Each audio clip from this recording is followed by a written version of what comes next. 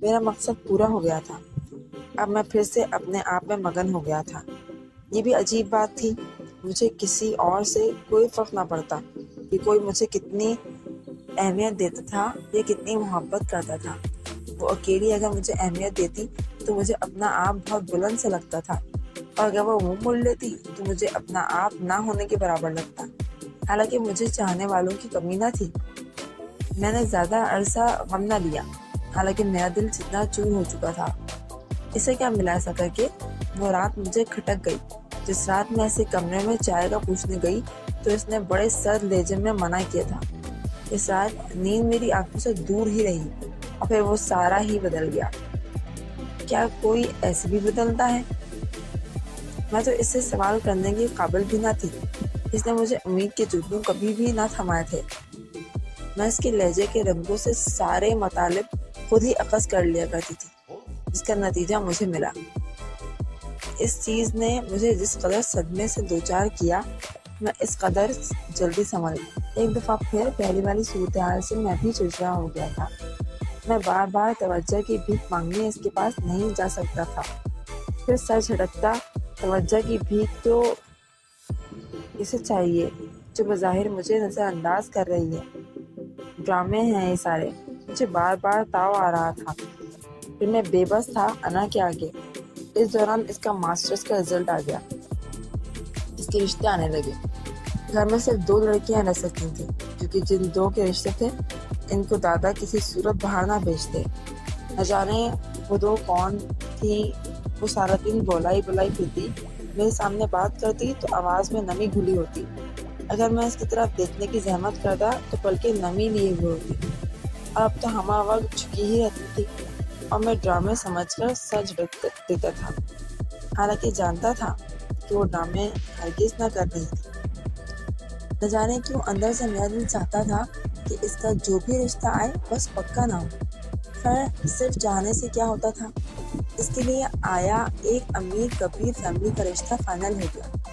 نہ جانے کیوں مجھے لگتا تھا اسے صبر آ گیا، وہ مطمئن ہو گئی۔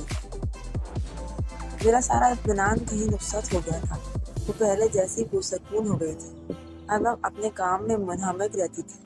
سارے کزنز اسے حمزہ علی خان کے نام لے کر چڑھاتی تھی، اور وہ دھیرے سے مسکراتی تھی، اور میرے اندر چکر چلنے لگے تھے۔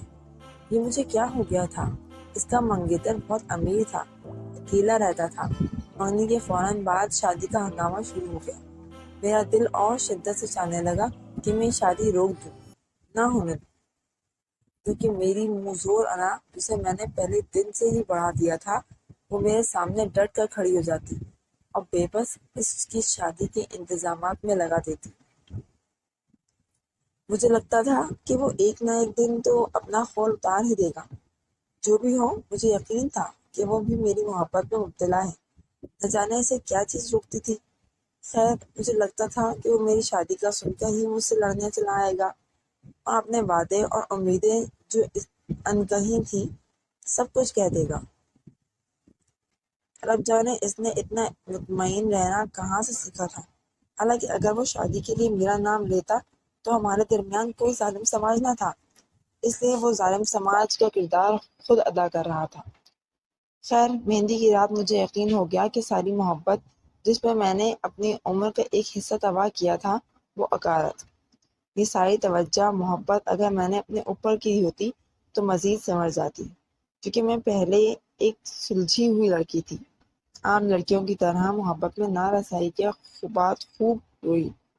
اس پتھر دل کے سنگ دل رویے پر اور اس نادانی پر جو عمر بھر کرتی آئی تھی۔ اس رات میں نے محبت کو مار کر، جسے قتل تو وہ پہلے ہی کر چکا تھا، وہیں حویلی کے پچھواڑے میں دفنا دیا، جہاں میرا زیادہ وقت گزرتا تھا، اور محبت کی تازہ قبر پر بیٹھ کر خوب آنسو بہائے کہ یہ میری اس محبت کے غم میں آخری آنسو تھے۔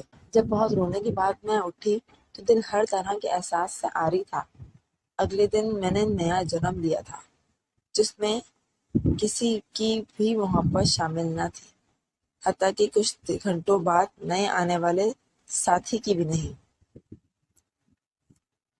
مجھے اس کا شوہر دیکھنے کا کوئی خواہش نہ تھی، اس لیے جب بارات آئی تو دلہن کے بھائی کی حیثیت سے صرف میرے چچا زاد نے ہی استقبال کیا، میں دیگر انتظامات دیکھتا رہا۔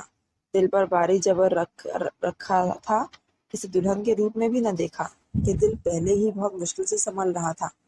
نکاح کا وقت ہو چکا تھا کہ ایک نامانوس سا شور اٹھا۔ میں باہر سے اندر قناتوں کی تک آیا تو سارا خاندان اسٹیج پر دولہے کو گھیرے ہوا تھا۔ میں دھڑکتے دل لیے وہاں پہنچا۔ تایا جی، زینب کے ابا دادا جی سے مخاطب تھے۔ ابا جی، آپ نے کیسے میری بیٹی کا نصیب ایک شادی شدہ مرد سے جوڑ دیا؟ اس کا ایک بیٹا بھی ہے۔ آپ نے تایا جی سے آگے کچھ نہ بولا گیا۔ ہمیں پہلے جانچ پڑتال ہی نہ کرنے دی کہ میرے دوست کی فیملی ہے؟ فکر نہ کرو ماما جی، یہ ٹھیک نہیں ہے کیا آپ نے۔ یہ چاچی تھی۔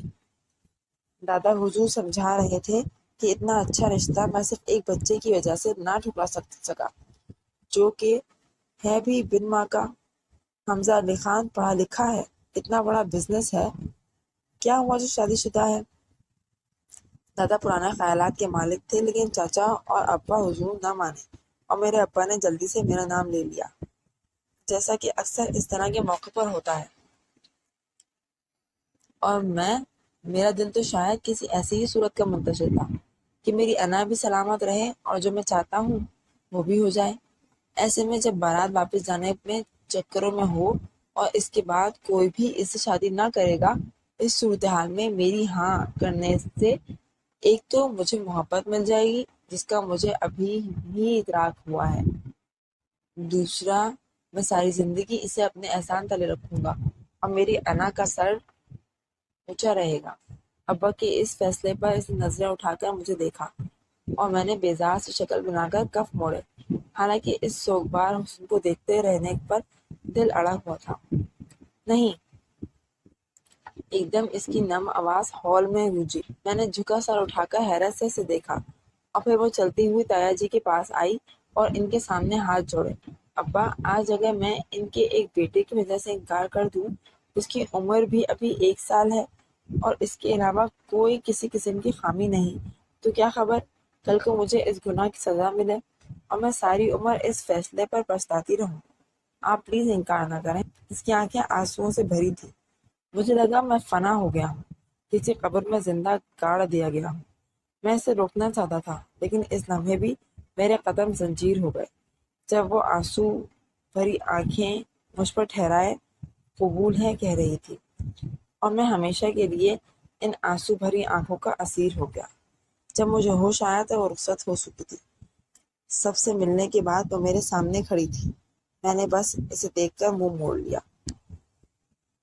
آج میں اپنے ارسو بیڈ پر بیٹھی سوچ رہی ہوں کہ میں نے اس سے اپنا 5 سالوں کی اذیت کا بدلہ لے لیا، لیکن وہ تو آخری لمحے تک انا کا پابند ہی لگا مجھے۔ حالانکہ محبت میں انا کا عمل دخل نہیں